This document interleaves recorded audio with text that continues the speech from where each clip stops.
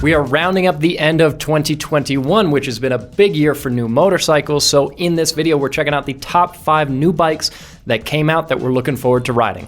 Yeah, happy holidays, everyone. We figured to round out the new year, we'd give you this list video, show you what we're most excited to ride next year, and maybe give you a little bit of inspiration if you're looking to buy a new motorcycle at the start of the year. And since it's the holidays, we got a bunch of holiday decorations. We've even got some lumps of coal. Exciting. Very cool. All right, let's start off with number 5 on this list. Yeah, number 5. Number 5, the Yamaha XR900. This is revised for 2022. They're not in dealerships yet, but they will be in April of next year. And this shares a lot of the same changes with the new MT10, which I've done a review on, and I had a blast on that bike. Yeah, because you own the previous generation MT09. It's obviously a bike that you like a lot. And then when you actually got out and rode the new MT09, it was definitely a big difference. And I know this is a motorcycle that's on your wish list. Yeah, this is definitely on my wish list. Might end up owning one of these at some point. But it's got the new 890cc triple that's used in the new MT09. With that new engine, we saw the same power and torque increases as the MT09. So up 4 horsepower, now at 117. And the torque is now 68.6 pound-feet of torque instead of 64.2. And those are all according to published reports. Yamaha unfortunately doesn't put power figures on their own website, but that's what we were able to find looking around. Yeah, and all of those tech upgrades and suspension and engine and things like that, all really cool. But what makes the XSR in particular such a badass bike is that it's got very retro styling to it.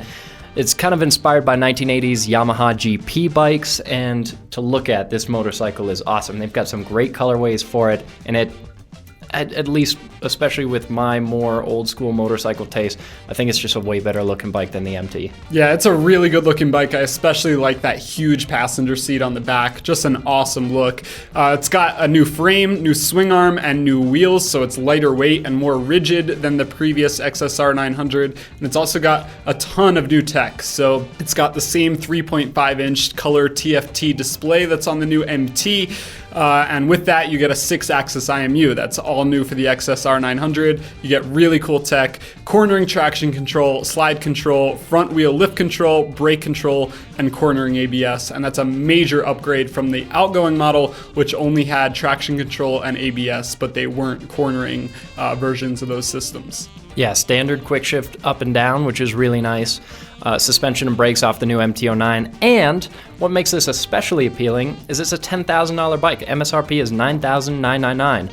And that's a good price for a very high performance motorcycle that's also good to look at, which is not a combination that we see a ton for a reasonable price. And especially a motorcycle that visually I actually like the looks of. This is one of the few modern motorcycles that I actually like the looks of. Yeah, fair enough. It looks really good. You're more the retro guy and I'm more the sport bike guy, but I agree. I think this is a much better looking bike than the new MT09. Like I said, available April 2022 for $10,000. Go check it out.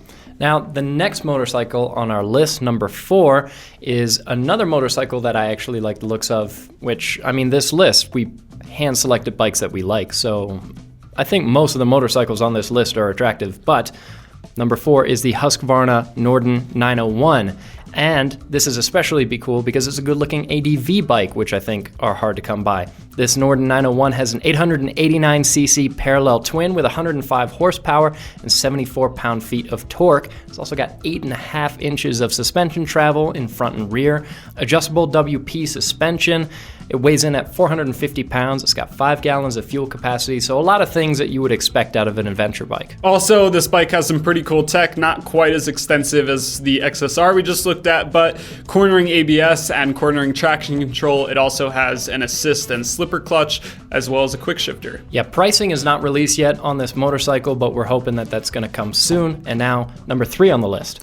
The Yamaha MT10, and there's actually kind of 2 bikes here, the standard MT10 and then the MT10 SP. The SP has only been available overseas up until this year. They revised the MT10, but they also brought the more premium SP model to the States. So this uses Yamaha's CP4 engine. It's their inline 4 that they use in the R1, but this has slightly different internals and an increase in power compared to last year's MT10. So it now makes 164 horsepower compared to the old one that made 158, and then up in torque just a little bit, 83 foot-pounds of torque compared to 82 on the old model. They also threw a bunch of new parts at it, some minor components like a new master cylinder, revised airbox, exhaust, new tech. It's ride-by-wire. It's also got a new TFT, and the quick shifter comes standard.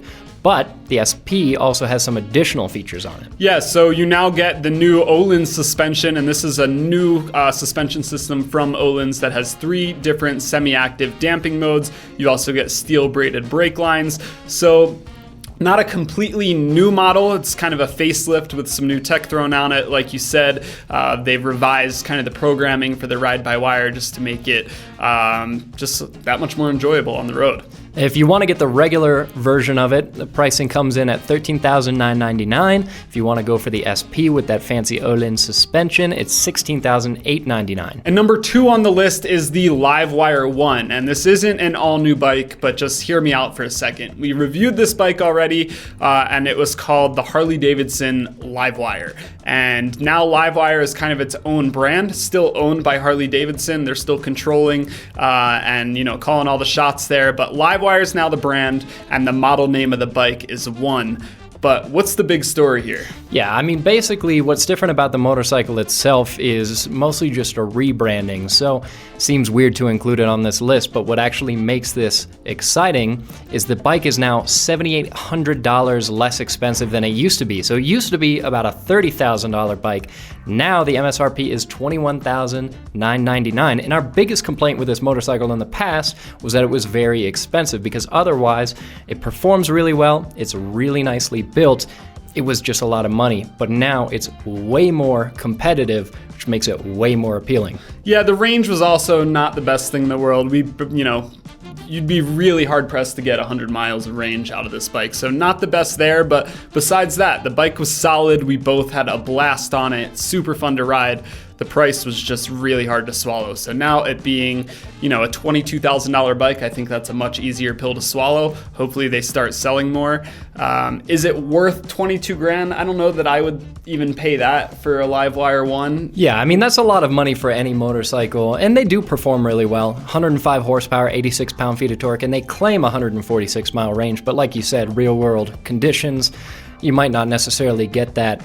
But I don't know. I mean, a lot of electric bikes are not very affordable for what they are, but this makes it a lot more competitive with brands like Zero. So I think it's way more appealing than it used to be, and definitely worth further consideration than it would have been in the past when it was another almost 10 grand. And the build quality is just miles ahead of where Zero is. You can't really compare the two bikes. Yeah, they're nicely constructed. Yeah. Same thing with the Pan Am. Harley is doing a good job of making bikes that look and feel, fit and finish, good. Yeah, So the same bike basically with a different name on the side of it now, and much less expensive than it used to be.